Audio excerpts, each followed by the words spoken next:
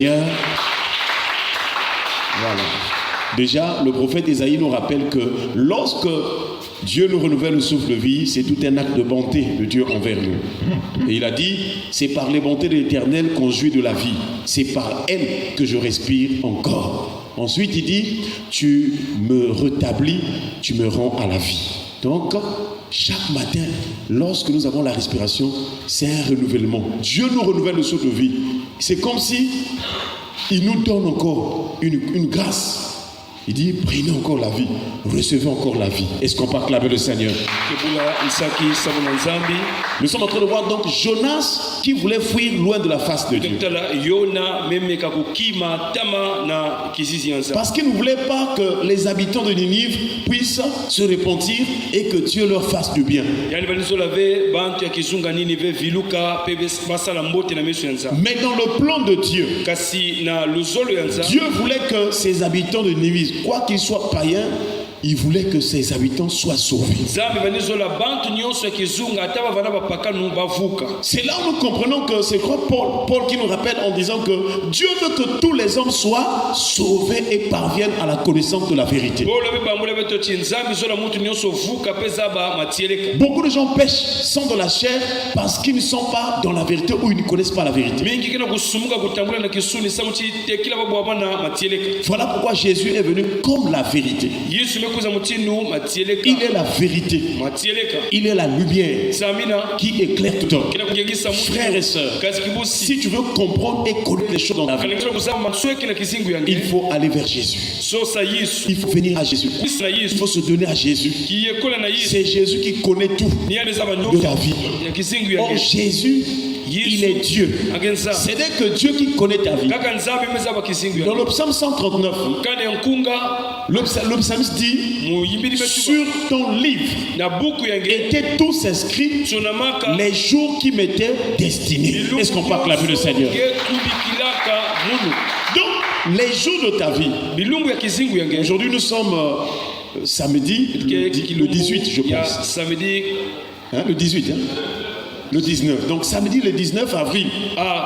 Samedi 19 avril. Tous ces jours-là, les jours de ta vie étaient déjà, donc ça se trouve dans le livre de Dieu. Même la journée de demain, Dieu avait inscrit. Voilà pourquoi tu ne dois pas avoir peur ni te lamenter de quoi que ce soit. Parce que chaque jour destiné à ta vie est déjà écrite dans le livre de Dieu. Et c'est pourquoi tu dois obéir à Dieu, parce que c'est lui qui connaît même les attaques qui viendront demain ou vraiment après-demain. Il connaît tout, frères et sœurs. Si tu t'attaches au Seigneur, tu verras la gloire de Dieu.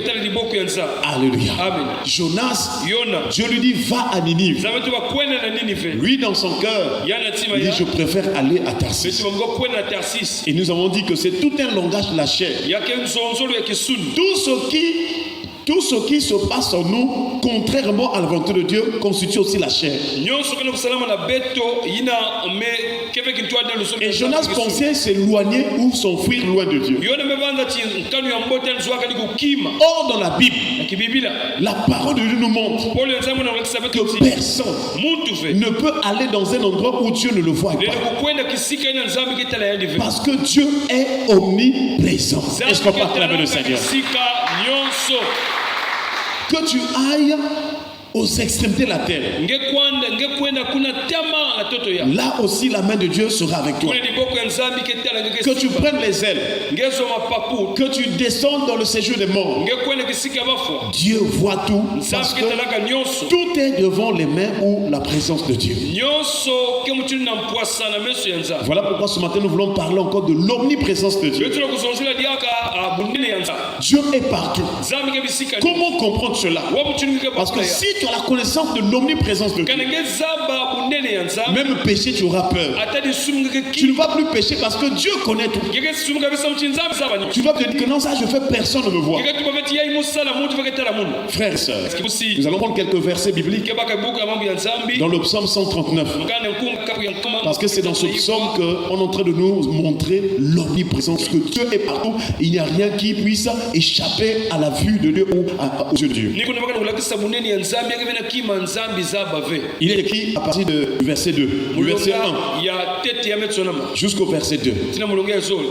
Il est écrit: Éternel, tu me sondes et tu me connais. Tu sais quand je m'assieds et quand je me lève. Tu pénètres de loin ma pensée. Là, on nous montre l'omniprésence au niveau de la pensée, au niveau de l'esprit.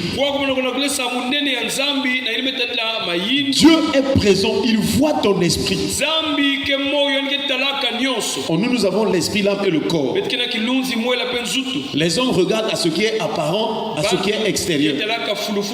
Mais Dieu voit même ce qui est spirituel. Donc là où ton esprit se trouve, les yeux de Dieu voient ton esprit à l'intérieur de toi. Est-ce qu'on peut acclamer le Seigneur? C'est le signe que Dieu est présent, il connaît ce qui se passe en toi. Et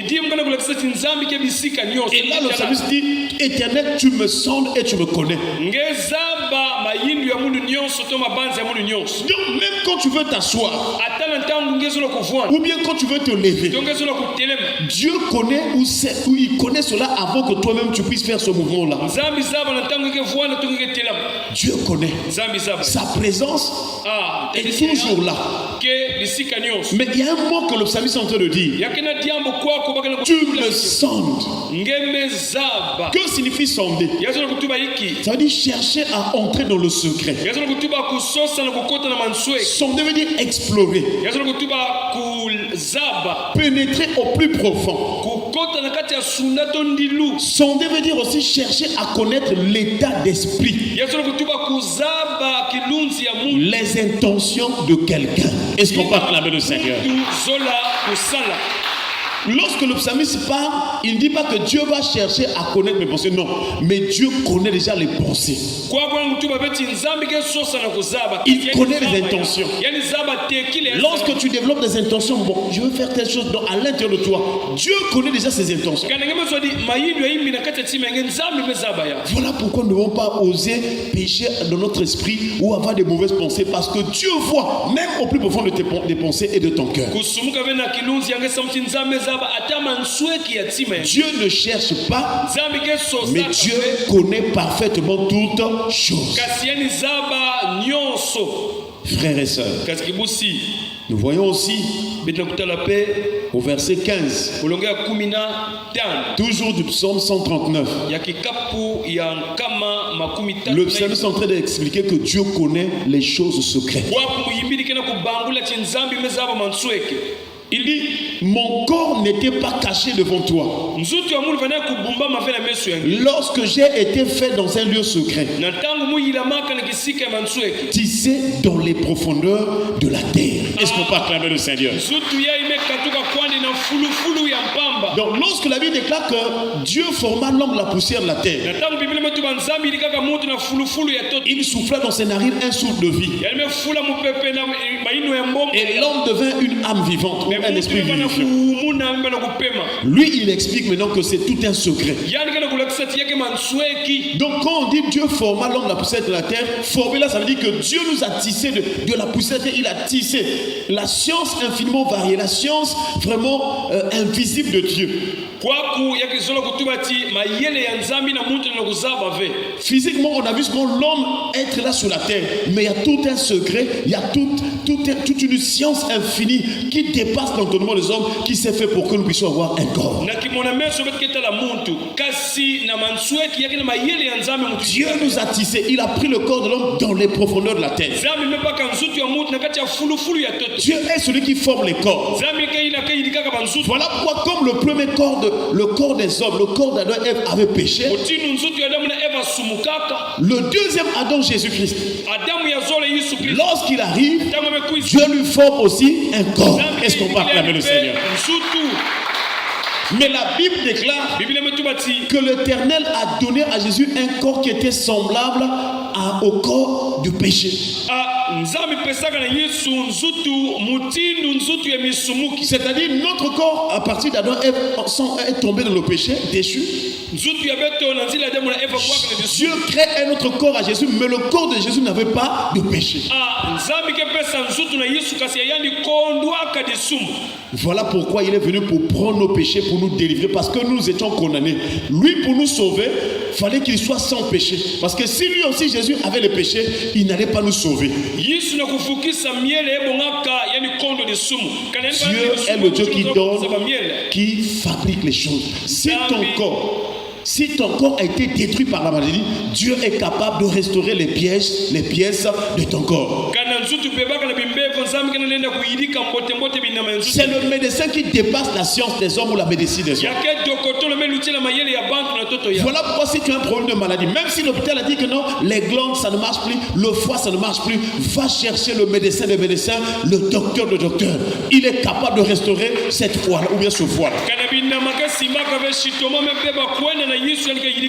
À travers le monde entier, à travers des siècles, les hommes sont en train de témoigner la puissance de Dieu. Frères et sœurs, c'est lui qui a formé le corps. Tout ce qui est secret, c'est Dieu qui connaît. La Bible déclare même que les choses cachées sont à l'Éternel notre Dieu. Et les choses révélées sont à nous, les hommes. Un autre niveau de l'omniprésence de Dieu, c'est dans les mouvements, c'est dans les voies.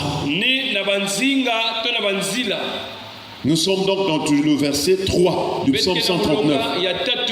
Il est écrit: tu sais quand je marche et quand je me couche, et tu pénètres toutes mes voies. Est-ce qu'on peut acclamer le Seigneur? Quand tu t'endors, quand tu te couches, quand tu marches, Dieu connaît déjà. Ce matin encore, quand tu vas marcher, le nombre des pas, le nombre de pas que tu vas faire en quittant l'église vers chez toi ou bien pour aller au travail, Dieu connaît tout. Avant que tu arrives dans un endroit, il connaît déjà tes voies, il connaît déjà le nombre de pas que tu vas faire.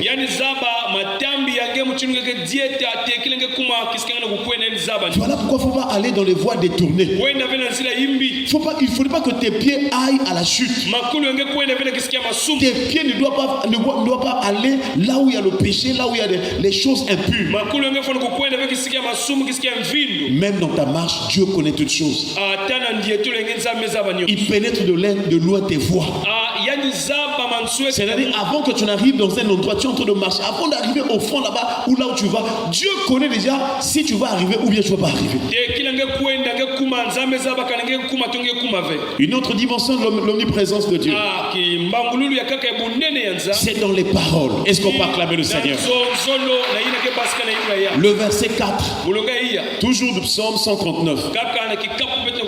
Il est écrit: car la parole n'est pas sur ma langue, que déjà, ô Éternel, tu la connais entièrement.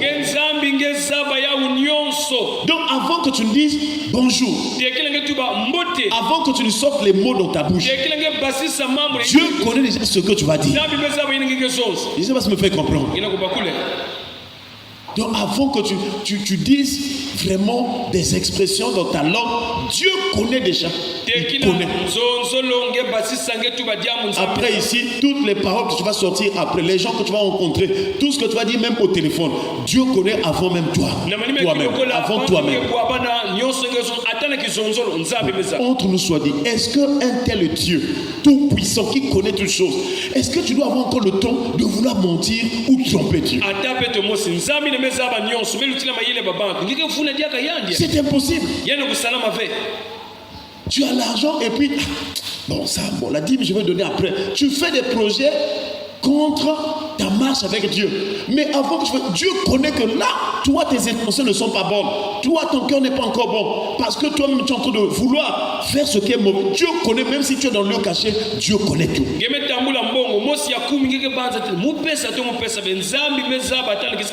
Comme je l'ai dit au début, si tu comprends ces choses, tu ne vas plus avoir le temps de vouloir manifester les mauvaises intentions à l'intérieur de toi. Parce que Dieu voit à l'intérieur de ton esprit et aussi de ton âme. Les paroles, c'est Dieu qui donne. Il place les paroles dans la bouche. Nous avons vu avec Moïse, frères et sœurs, Dieu l'envoie pour aller sortir Israël de l'Égypte. Mais Moïse était bègue, il ne parlait pas bien. Il avait la langue embarrassée. Il a dit, Seigneur, je ne sais pas parler. Et Dieu lui répond. Nous sommes dans Exode chapitre 4, verset 11 à 12.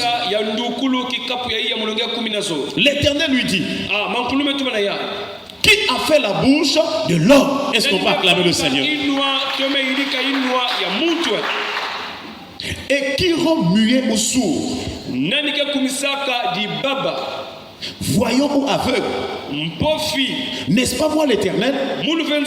Va donc, je serai avec ta bouche et je t'enseignerai ce que tu auras à dire. Si tu veux avoir seulement les bonnes paroles, les bonnes choses dans ta bouche, écoute Dieu, marche selon la volonté de Dieu.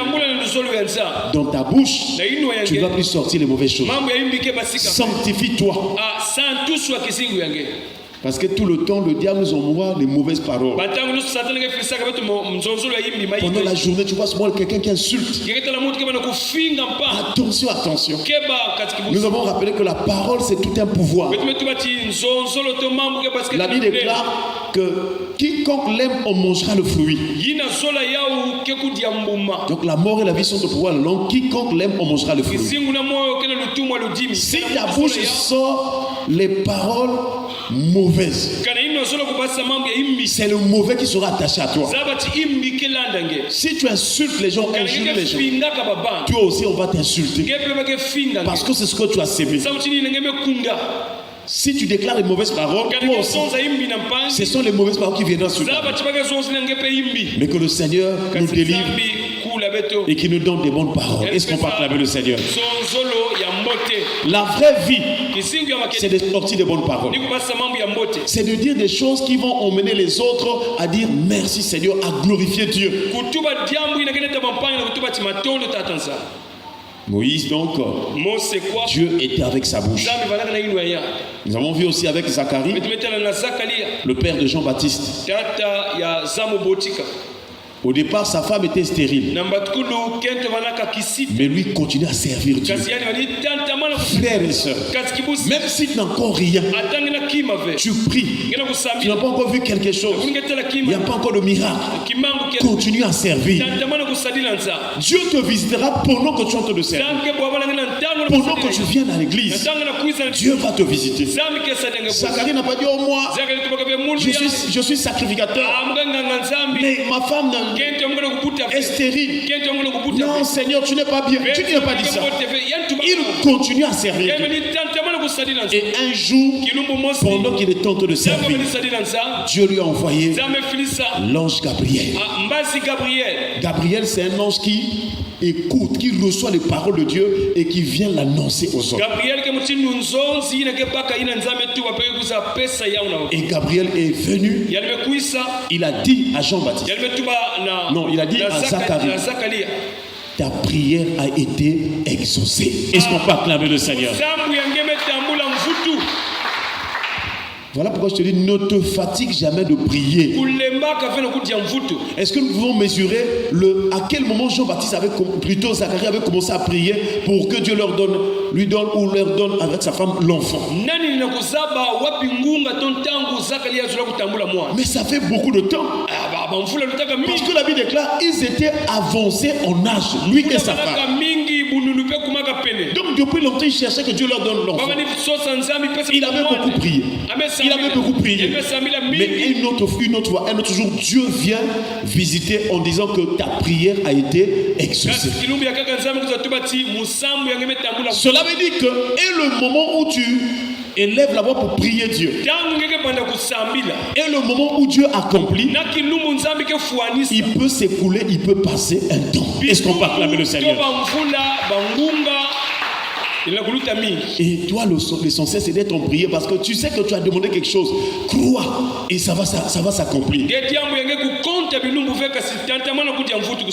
Et donc, c'est là où on a dit à Zacharie que ta femme va enfanter un fils. Et elle ne fera usage ni de boisson ivrantes ni de liqueur. Voyez-vous, les véritables enfants que Dieu donne, lorsque ces enfants sont dans le sein maternel, leur maman ne doit pas boire. Mais chez nous là, tu vas voir que non, quand une femme est enceinte, oh, il faut prendre la bière pour que l'enfant puisse avoir la chevelure. Oh. Frère Satan, si tu es enceinte, tu bois. L'enfant là va naître avec des démons. Un mauvais comportement, un mauvais caractère. Les véritables enfants qui doivent être remplis du Saint-Esprit, les mamans dans l'état de gestation doivent fuir le péché. Parce que ce que tu fais pendant que tu es enceinte influence aussi l'enfant qui est dans ton sein. Voilà pourquoi même pour Samson, pour la maman de Samson, Dieu aussi avait dit la même chose. Attention. La boisson, c'est un poison. Les boissons enivrantes, c'est un malheur, c'est une malédiction. Frères et sœurs, Zacharie a dit, mais à quel signe je vais reconnaître que ce que tu as dit là, ange Gabriel, ça va s'accomplir? Frères et sœurs, quand Dieu a déjà dit quelque chose, ne cherche plus de questionnements. Parce que Dieu est la parole. Dans le psaume 33, verset 8 à 9, la Bible déclare que toute la terre craint l'Éternel. Que tous les habitants du monde tremblent devant lui. Pourquoi? Parce que lorsqu'il dit, la chose arrive. Lorsqu'il ordonne, elle existe. Est-ce qu'on peut acclamer le Seigneur? Quand la parole sort de la bouche de Dieu, elle ne revient pas à Dieu sans avoir accompli et exécuté les desseins de Dieu. Voilà pourquoi si Dieu a dit quelque chose, réjouis-toi. Ça va se faire. Si Dieu t'a parlé, ça va se réaliser. Alléluia. Alléluia. Est-ce que tu comprends ce matin? Maintenant, nous, toi et moi là, nous sommes heureux parce que nous venons naître à un moment donné où Dieu a donné les promesses. Il a fait les promesses à son église, à son peuple. Donc il y a beaucoup de paroles, des promesses, des bénédictions que Dieu a déversées par la parole, par Jésus-Christ, qui sont notre partage. Est-ce qu'on peut acclamer le Seigneur? Mais Zacharie a dit comment ça va se faire? C'est là où maintenant on va rendre muet Zacharie. L'ange Gabriel lui dit, et voici, tu seras muet et tu ne pourras parler jusqu'au jour où ces choses arriveront. Parce que tu n'as pas cru à mes paroles qui s'accompliront en leur temps. Quand Dieu dit quelque chose, un temps peut s'écouler. Il y a un temps fixé où ces paroles, où cette bénédiction, où ce mariage, où ce travail, où ce voyage, où la guérison, où la délivrance, où le miracle va s'accomplir. Il y a un temps fixé par Dieu. Toi, tu n'as pas regardé l'heure. Tu n'as pas calculé le temps selon les ordres. Quand Dieu a dit quelque chose, ça va arriver. Moi, quand je te vois, je suis content. Parce qu'il y a eu des années passées, tu étais dans le paradis, tu étais païen. Mais si tu commences à fréquenter l'église, venir à Jésus, c'est que tu es rentré dans le plan de Dieu. Est-ce qu'on peut acclamer le Seigneur? Un autre niveau de l'omniprésence de Dieu, c'est la position. Le verset 5 du psaume 139, il est écrit: tu m'entoures par derrière et par devant, Et tu mets ta main sur moi. Quand tu es là, devant toi, Dieu est là. Derrière toi, Dieu est là. C'est pas ce qui me fait comprendre. Donc il faut être content, il faut être sûr que même si les ennemis viennent comment, Dieu est devant moi, Dieu est derrière moi. Parce que du temps d'Israël, quand les combats, quand les armées se battaient, il fallait qu'il y ait l'avant-garde et l'arrière-garde. Parce que l'ennemi pouvait venir devant ou bien derrière. Donc Dieu aussi, il se place devant, se place aussi derrière. Lorsqu'Israël avait quitté l'Égypte et que l'armée de Pharaon venait pour détruire Israël, la Bible déclare la colonne de nuée, la présence de Dieu a quitté devant et s'est placé derrière le peuple. Est-ce qu'on peut acclamer le Seigneur? Toute la nuit, les Égyptiens voulaient tuer Israël. La mer était là. Il n'y avait pas d'issue. Mais Dieu s'est mis derrière. Il s'est interposé entre les deux camps. D'une part, c'était Israël. D'autre part, c'était les ennemis. La Bible déclare, du côté d'Israël, c'était vraiment, Dieu avait une forme, il avait pris vraiment une forme, une bonne forme, là où il y avait la paix. Mais du côté des Égyptiens, Dieu était une muraille ou bien une flamme, une muraille de feu. Alléluia. Amen. Alléluia. Amen. Donc retiens mon frère, ma soeur. Si vraiment tu marches avec Dieu, tu honores sa parole, Dieu te garde. Il est devant, il est derrière. Et il ne s'arrête pas là. Il place sa main sur toi. Est-ce qu'on va acclamer le Seigneur? C'est là où nous comprenons qu'est-ce qui a fait que Joseph, une personne rejetée, vendue, qu'est-ce qui a fait que Joseph réussisse? Chaque fois tu vas voir dans la vie de Joseph, la Bible déclare la main de l'Éternel était sur Joseph. Or, la main de l'Éternel, c'est une personne, c'est un homme, c'est Jésus-Christ. Alléluia. Nous avons la grâce, frères et sœurs. Jésus n'est pas seulement sur nous, mais il est entré même dans notre vie, dans notre cœur. Cela veut dire que si tu te sens, tu crains Dieu, si tu n'es pas farceur, si de tout ton cœur tu marches avec Dieu, j'aimerais te dire, la bénédiction n'est pas loin de toi. Elle n'est pas seulement sur toi, mais la bénédiction est à l'intérieur de toi. Alléluia. Que le Seigneur nous aide à comprendre, à réaliser l'omniprésence de Dieu. Dieu est présent partout. Il connaît toutes choses. Il pénètre de loin nos pensées, nos voix. Frères et sœurs, craignons l'Éternel Dieu. Baissons les têtes dans la prière. Remercie le Seigneur pour sa parole. Prions le Seigneur. Dieu notre Père, te rendons grâce.